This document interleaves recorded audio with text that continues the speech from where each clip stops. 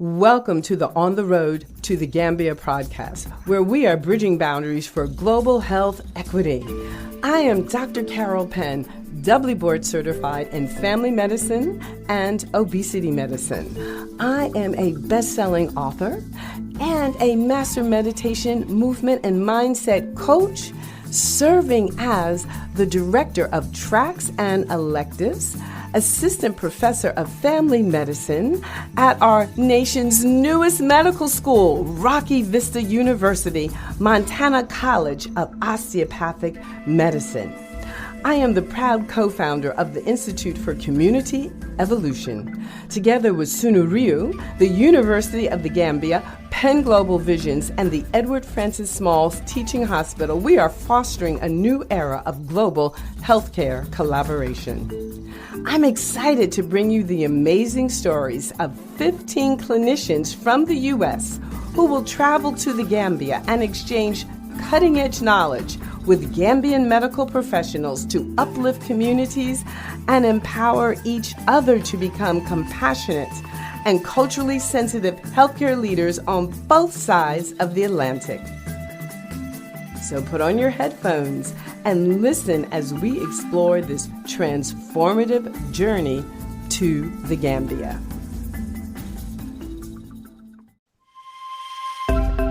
Hello and welcome to On the Road to Gambia podcast, Bridging Boundaries for Global Health Equity. So I am your host of this podcast. I am Dr. Lisa Herbert.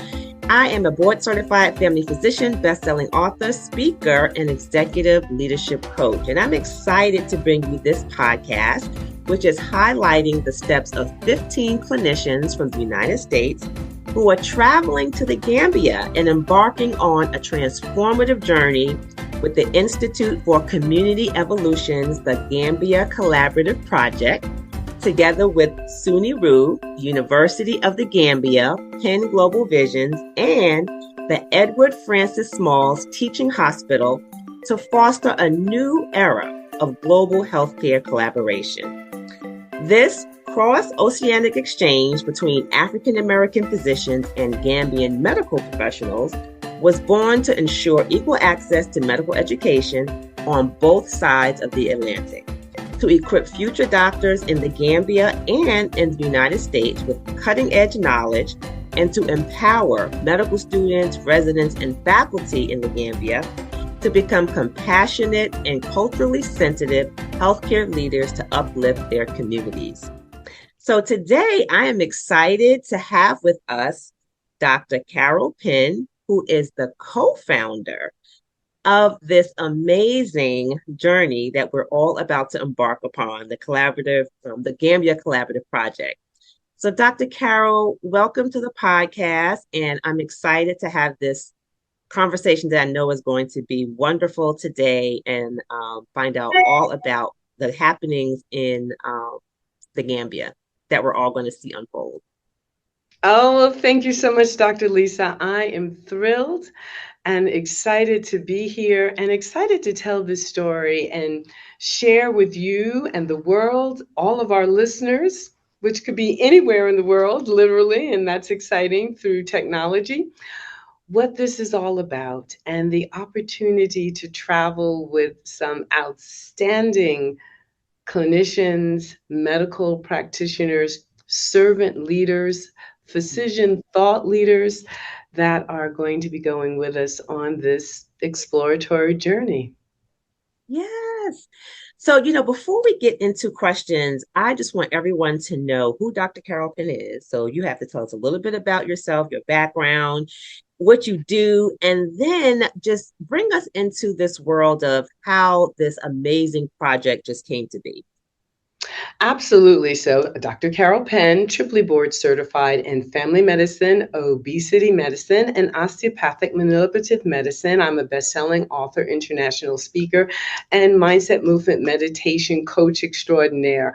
I'm also the director of tracks and electives, assistant professor of family medicine at Rocky Vista University, Montana School of Osteopathic Medicine, and I'm so happy that this is one of our nation's newest medical schools, and it is beautiful. And we just started our first class of 80 medical students on their journey to becoming the next servant leaders in medicine. That is wonderful. So, Dr. Carol, you are wherever there's something new going on, I just kind of feel like you are there. New medical school, new project in the Gambia. Like, I'm just as excited for whatever else is to come. But tell us a little bit about, your career journey. I mean, it's just amazing all the things that you have accomplished. So, thinking back to your career journey, your leadership journey, who or what may have been instrumental in that decision? Well, I'll loop back because the first question was, how do we come to the Gambia? Why Yeah, the Gambia? And then I'll loop it back into my career journey. So absolutely. this really started with a request of, as in, Dr. Carol, are you interested in going to the Gambia? And that has a backstory to it in that a beautiful, beautiful woman named Victoria Ajeket PDA, a Gambian woman, was my husband's occupational therapist. He had had an ankle replacement. I answered the door. A therapist was to come to our home to help him learn how to walk again. And when I answered the door, there was this beautiful woman standing in my doorway, and she introduced herself as my husband's occupational therapist. And over time, we got to be friends, and I found out that she was a Gambian woman and got to meet her family. She became a coaching client of mine and was going back and forth between her home in Philadelphia and to visit family in the Gambia. And on one of her return trips, she said, my mother charged me with something, and I wasn't sure how or where my help was going to come from, but she reminded me that my grandfather was one of the founding doctors to teach at what was then the Royal Victoria Hospital, which is now the Edward Francis Small Teaching Hospital. And this little hospital, this one little public hospital and teaching hospital in the Gambia, was in trouble and it needed help. And her mother had decided, because after all, the hospital was part of her medical legacy and her family legacy, that Victoria was going to be the one to help the hospital. And Victoria was mama. She was voluntold and mama told. And Victoria was like, "Oh my God, but Mom, I'm not a doctor. I'm an occupational therapist." And she said, "Well, your aunt started their department of physical therapy. Never mind that you're not a doctor. You're not this. You're not that. Well, I didn't ask you what you were. I just told you what I needed you to do." And she reached out to me. And interestingly enough, I did have a love affair with that part of the world, because in 1993, in my other life as a dancer, I had the opportunity to tour in Senegal. And if you know that topography, Gambia actually sits inside of Senegal, right on the western coast of Africa. And I said yes without even hesitating. And we did a little exploratory journey, 4 of us, last year, to see the feasibility, to meet the people at the hospital. And sure enough, the love affair continues. And I'm just incredulous that we're going back this year. And so we go from a small little group of 4 to now this extraordinary group of 15, 16 that are going. Wow. So yeah. From a chance meeting. From a chance meeting. Oh, I mean, serendipity. Some of the best things in my life have happened by serendipity. And it's interesting because you asked me, well, how do I find myself here and what was my journey? Well, before I was Dr. Carol, I was dancer Carol. I was a professional dancer and choreographer, had the great pleasure of training at the world-renowned Alvin Ailey American Dance Theater in New York City, and from there went on to the Kennedy Center for the Performing Arts, where I was a consultant for over 10 years, developing programs in dance for children and adults living with disabilities. And I got to tour the world doing that. And I had my own dance company. And I also had a dream that, like becoming a dancer, was planted in childhood. And that dream was that I'd be both the dancer and the doctor. And the little girl in me said, well, you're going to be the dancer first because you'll get too old to dance, but you're never too old to be a doctor. So in some ways, I think the 5-year-old is still running the show, that curious, joyful little person who initially spent the first part of my life embracing the world through the joy of movement and artistic expression. And now I find myself expressing the artistry of medicine through my love of humanity and the sciences. Oh, I love that artistry of medicine because it is an art. Yes, it is. Yes, it absolutely is. There's, what it says in the book, and there's the algorithm, and then there's that human being in front of you. Yes, yes. That you have to have that in the background, but you have to really see who is there. Who am I treating? Who am I collaborating with? Who am I engaging? And create that doctor-patient relationship to serve that person, that individual. Then you have to do that with the next, the next, the next. Yes. It's so different for each person that we encounter. Yeah, yeah. So that's a beautiful story of just a chance meeting between, you and Victoria. And I've had a chance to meet Victoria, and she's such a lovely individual and just so kind-hearted. And you can tell her love for her country and how she really wants to help the people of Gambia. So, what inspired you to want to kind of join forces with her and volunteer your time, really, to kind of, give back? Well, some of the best relationships in life, whether, and we see this in business, where the big business deal made, they're not necessarily made in the boardroom, but they're made out of friendship on the tennis court or on the golf golf. What am I trying to say? And or Yes. they're made at a club or something like that. So Yes. it's, yes, there's the functionality of the business relationship, but there's that trust factor. And by the time Victoria came to me and asked me if I was interested, that trust had already formed. There was a friendship there. Mm-hmm. Mm-hmm. I had no reason not to trust this woman, not to want to hear more and know more. And it was also coinciding with the fact that, that day and stage of everyday mothering and parenting had passed Mm-hmm. me by. It's like now Sure. 19-year-olds and 28-year-olds and, grown people around me. And I really felt the call to go back into the world. And then coincidentally, we're living through a pandemic. Mm. And I'm looking at what the world is becoming, and I'm not so happy with what the world is becoming. And I know that there's need everywhere. And Yeah. I felt the need and the calling to look into my own heritage. And there was, of course, all the injustices that we were seeing in our Mm. own country. And I said, sometimes you have to think outside the box. You have to look over there in order to Mm-hmm. solve what's going on over here. And then you also have to develop that skill set to take that deep look inside and say, what is my soul calling for? What is my Mm. heart calling for? And I was doing both simultaneously, struggling with my disappointment and what I saw going on in the United States, with the not closing the gap in the despair, Mm-hmm. but the widening gap in the Yes. disparities, and feeling that I wanted to both nurture and settle my soul while giving back.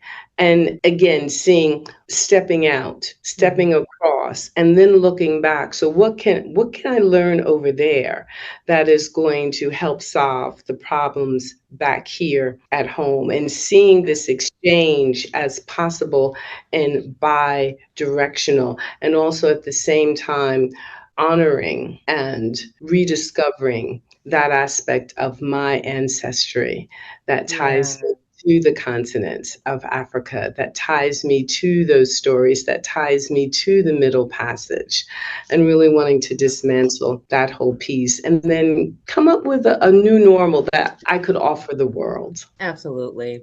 I think we're all overdue for a new normal. Yes, yes. So this is going to be great. And, when you think about, your background and, it's so, it spans from dancing, to medicine, to everything in between. What skills, what expertise would you like to bring to the Gambia that you hope will make an impact there? Stay right there, and we will be back with my amazing guests. This conversation is so good that you don't want to miss it. So stay tuned. Well, what I'm hoping to really make an impact, again, this is bi-directional.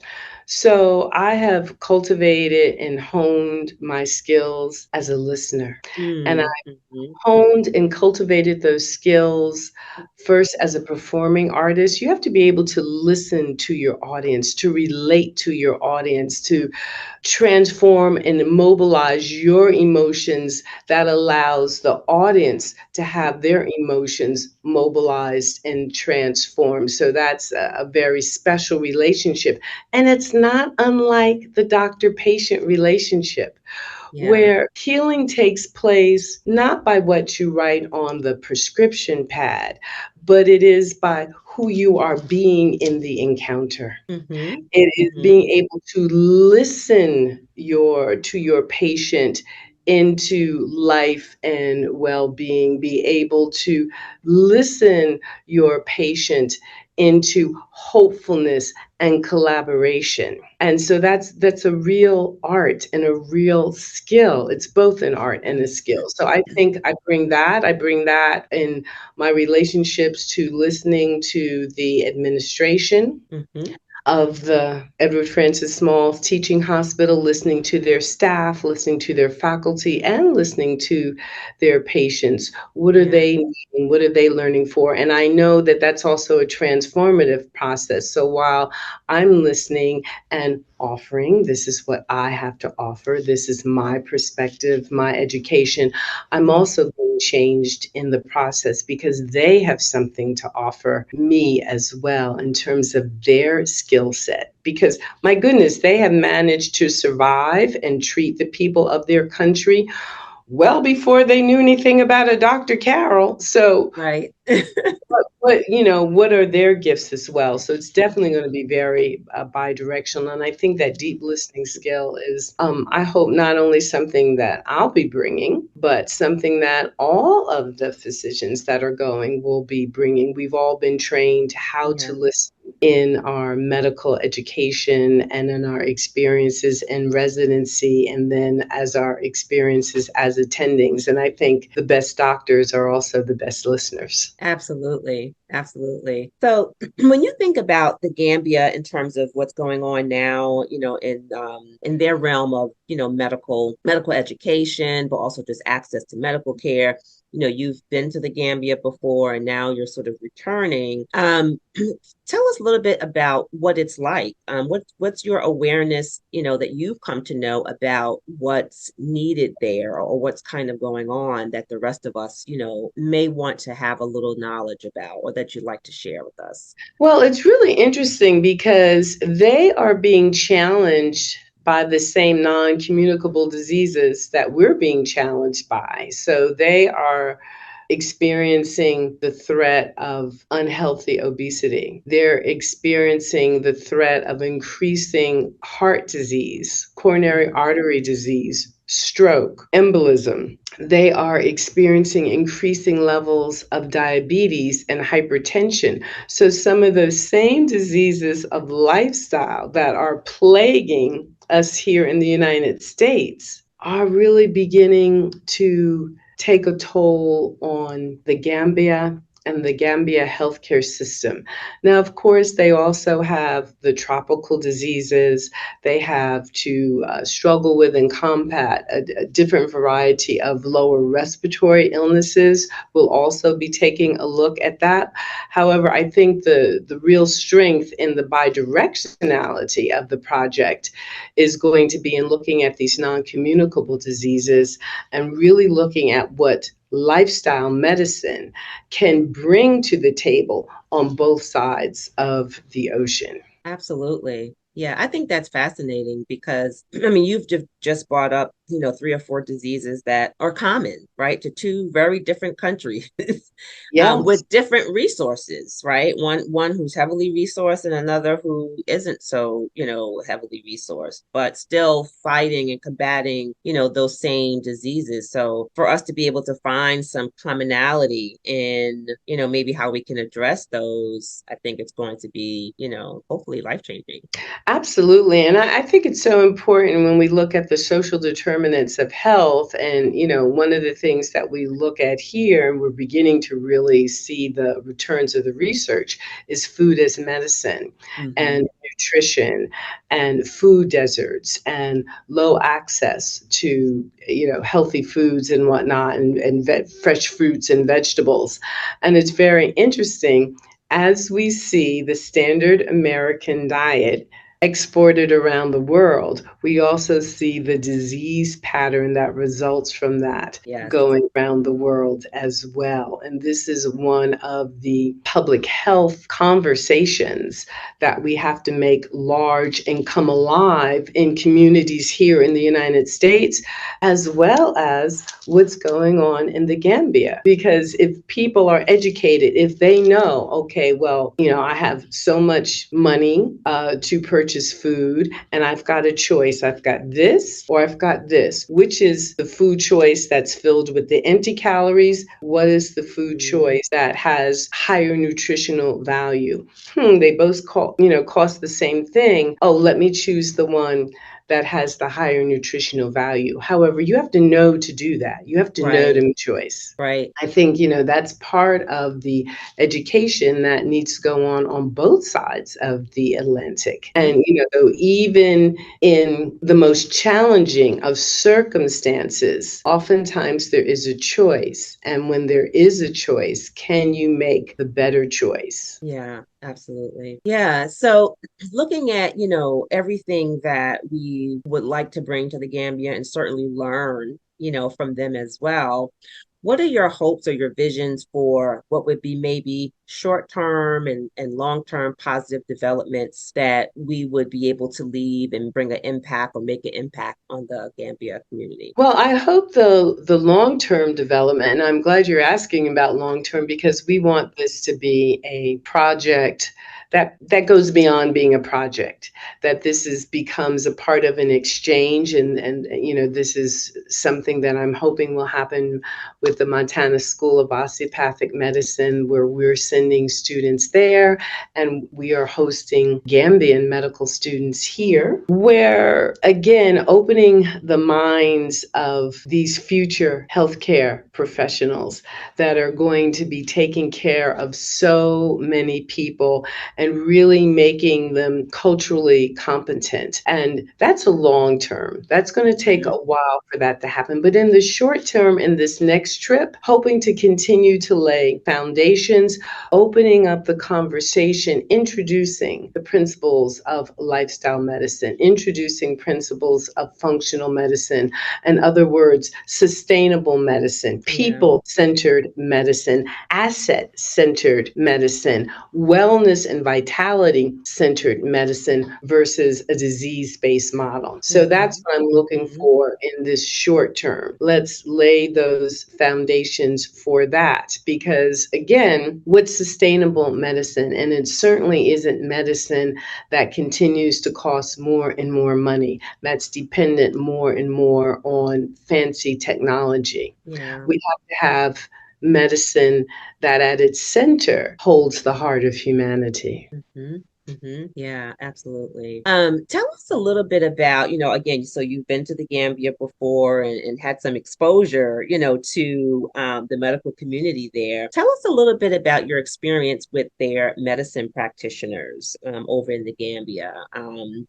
Were you exposed to those, different types of healers and sort of what did you learn about them? And then how do you hope maybe that, once we go over to be able to utilize some of that knowledge as well? Well, while I was there in the Gambia, of course, at the university and at the public teaching hospital, you're exposed to Western medicine. Many of the doctors there are British trained. Their system, they were colonized by the British, so their education is based on the British system.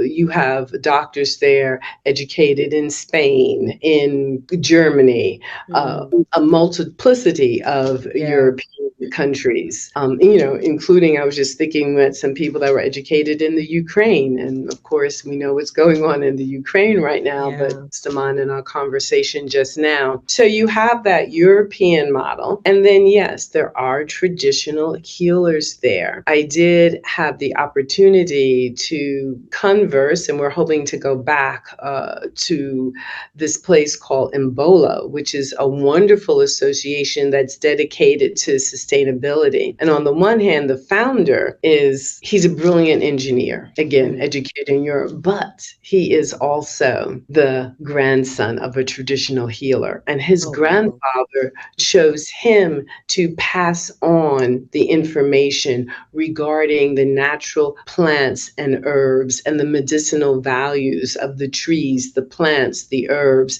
So he is someone that I hope to spend more time with because, again, he has a foot in both worlds and is brilliant in each and can tell you what are the medicinal plants and how to use them and how they've been used and passed down over centuries and what use they still might have. And this is a whole area of study. Absolutely. I was just thinking, but the light bulb was going off. Yeah, exactly. This is, even if you were to take and study, one or two plants and really learn what their medicinal values are and how they might be brought into 2023, 2024 to be used for people. And then also to really, I'm hoping we have an opportunity perhaps to go into some of the village or to invite some of the village healers and shaman to come into Banjul, the capital, and sit with us, meet with us, have a roundtable discussion and talk about how traditional healing has been handed down over the centuries,